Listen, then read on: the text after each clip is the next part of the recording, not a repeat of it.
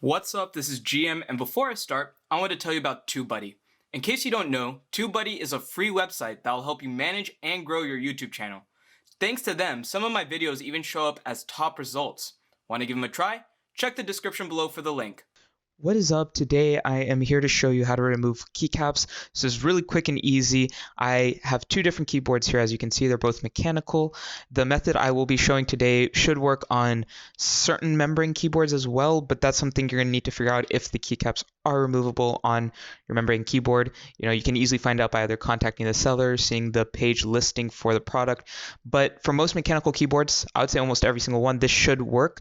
So like I said, I have two mechanical keyboards here, and there's something different about each of these. So right here, you can see that there's like this gap underneath the keycaps that is very visible.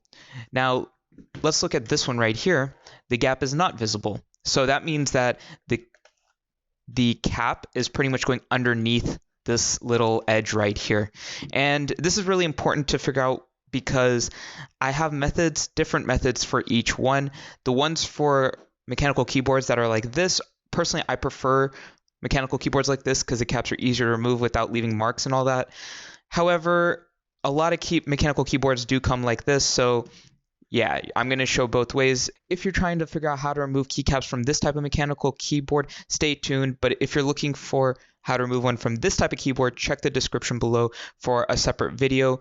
I put in a different video since I don't want to make this video super long unnecessarily. So yeah, check the description below on how to do that one as well. Okay, so a lot of people who have this type of keyboard are going to be very happy. If you've seen my other keycap removal video with the keyboard I showed earlier, there's this big issue where you'll be leaving marks on the side of the keycaps, and that can sometimes be annoying. It ruins the cosmetic look of it. But the benefit of this type of keyboard is that personally, I don't ever really leave marks on this one. It may take a little longer for me to remove some of these caps, but I don't leave any cosmetic marks on the side. So let's say that you want to do kind of the old-fashioned way of taking it off. So all you need is this Keycap Removal Tool. Almost every single mechanical keyboard will have one of these. Some membrane keyboards will have this as well. If a membrane keyboard didn't come with this, most likely that membrane keyboard does not have removable keycaps. But again, that's something you can check on the website or in the manual. But yeah, so what you would do, and I'm actually not going to do it for this keyboard because I'm not trying to mark it up, but what you would do is you would just push it all the way down until it's flush and then pull up. And then when you pull it up, it'll remove the cap. The reason I don't like this is because this can leave a lot of marks on the side of the keycaps. And I'll even show you from my other keyboard. You might not see it too well, but here's some marks left from trying to pull it off. And I'll even pull one off from this keyboard just to show you what I'm talking about. So you just fit it in and you pull it up and bam. And it leaves a couple, it might be a little hard to see on this keycap, but it leaves some marks on it, which I'm not a big fan of. And then you just push it back into place. So the reason I did it on this keyboard is because I've already done it so many times on this keyboard, so I don't mind marking it up some more. But this is like one of my favorite keyboards, and I do not want to be leaving marks. So you might be wondering, what's an alternative method for removing keycaps on this keyboard then? Well, I like to use my hands, and as you can see, it's actually really easy to remove it with your hands. Now you might be thinking, well, yeah, this one's easy to remove because it's on a corner. How do I remove one of these center ones? Well, I'll go ahead and show you that. Let me go ahead and put this back on. If you're trying to put it back on, you just line it up and push it down, nice and firm, and bam. All right, so let's say you want to remove one of these center keys. What I would generally do is I would remove the ones surrounding it. So I'd start by removing this one, then I'd move this one, and then I'd slowly make my way in. As you can see, it's really not that hard to move it with your fingers. Don't worry about breaking them. You're not going to break them. The benefit of doing it with your hands is you can actually tell a lot easier if it's actually coming off or not. And so you really shouldn't be worried about breaking them. As you can see, it's really easy. All you have to do is kind of push the one that's below or above it, next to it, however you're trying to get it, and then just pull up.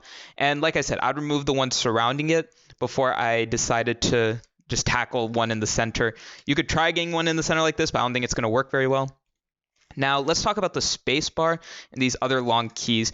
So these long keys can be tricky sometimes to remove. I would still recommend removing some of the ones around it just to make it a little bit simpler, make it a little bit easier, make it a little bit more peace of mind. Let's go with that. But let's talk about the spacebar. And I'm actually going to turn this, I'll turn it like this. So the way I would do the spacebar is I would actually just lift it on this side. And you got to be careful because if I show you here, you can see there's 3 points at which it's connected right here. So the middle one is the main one that you have to worry about. And the way I'd do this, I'd get it with 2 hands. I'd place 2 fingers maybe on the C and M, and I would just kind of try to wiggle it off a little bit. And bam, it came off really easily. It does feel a little bit trickier to remove this one. You know, you may be more worried about removing a key like the spacebar, but you really don't need to worry. It's really not that hard. And then to put it back on, you just want to align it, push it down, make sure it's firmly placed, and bam, we're back to where we began. No problem at all. Shift, I can even remove the shift. This one might be a little trickier to do like this. I usually like to do it like this. So I would probably want to remove like Control.